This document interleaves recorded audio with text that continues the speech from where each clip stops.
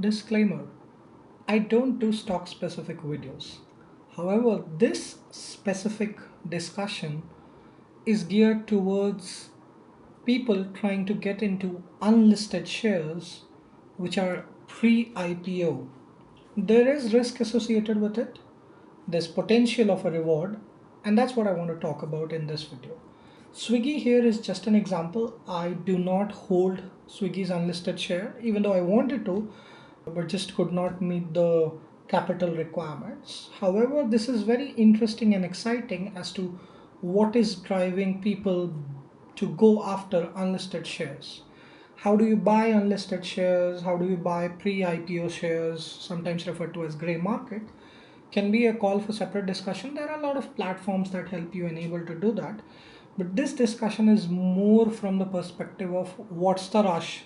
And I'm using the article from the ARC, which is a great newsletter slash, I don't know, newspaper, blogging website, a place where I go and find companies and articles, and specifically in the startup ecosystem. So it helps me keep track of a lot of things happening in the space, valuation, money, who's buying, whatnot, etc.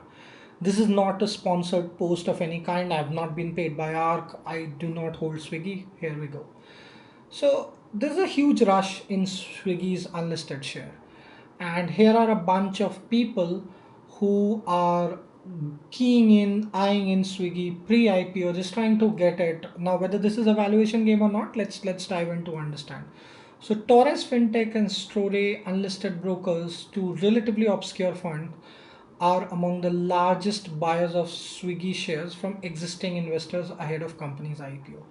It's important to highlight that there have been some people on Swiggy, in Swiggy, who are selling their shares. The reasons are variety. Some of them want to cash out, some of them want to meet regulatory requirements. I'm not too sure about what the reasons are for them to sell. However, there are some high potential, high, people who can be classified actually as domestic buyers, as DIIs and things like that.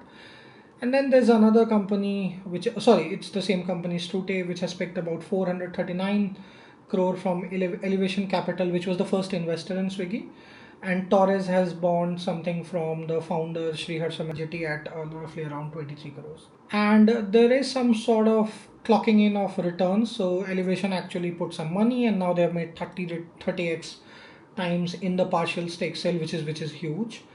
And again, Norwest also would have made to close 25x potential. So there's a lot of buying, selling happening, and the pre-IPO frenzy has driven the price to 559. I've been tracking this from roughly around 370 zones, and it's crazy that, yeah, this is the zone at which I was tracking it around, and in a matter of about, 3 to 6 months, we are seeing these numbers change.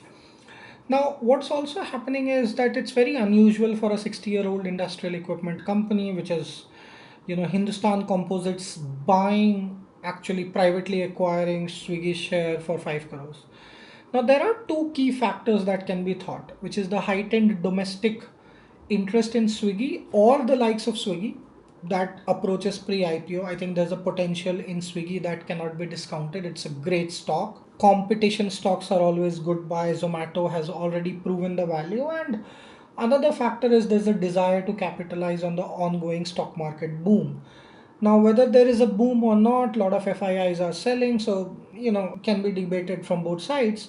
But certain companies have acquired at 345, and then the price is gradually growing for more retail-ish investors. Like if the ticket size is low, you'll probably not be able to get anything below, I think 700 or something like that. Oh, no, sorry, not 700. I think it's running somewhere around 450 or 500, depending on the block deal that you get.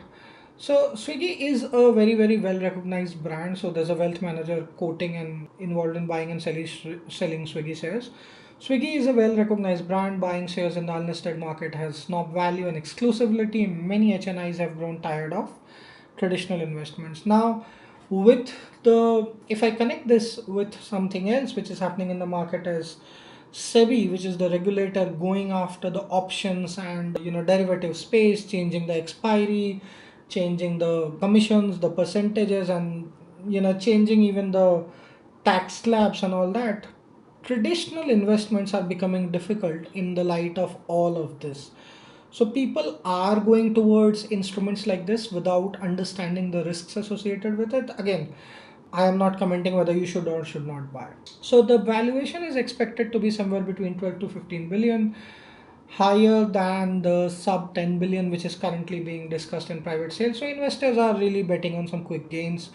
Now if you, the maths is very easy. So if something hits the market at a $15 valuation, and you have purchased it in the range of somewhere between 7 to 10 billion dollar valuation, there's a significant gain to be made in a very short period of time.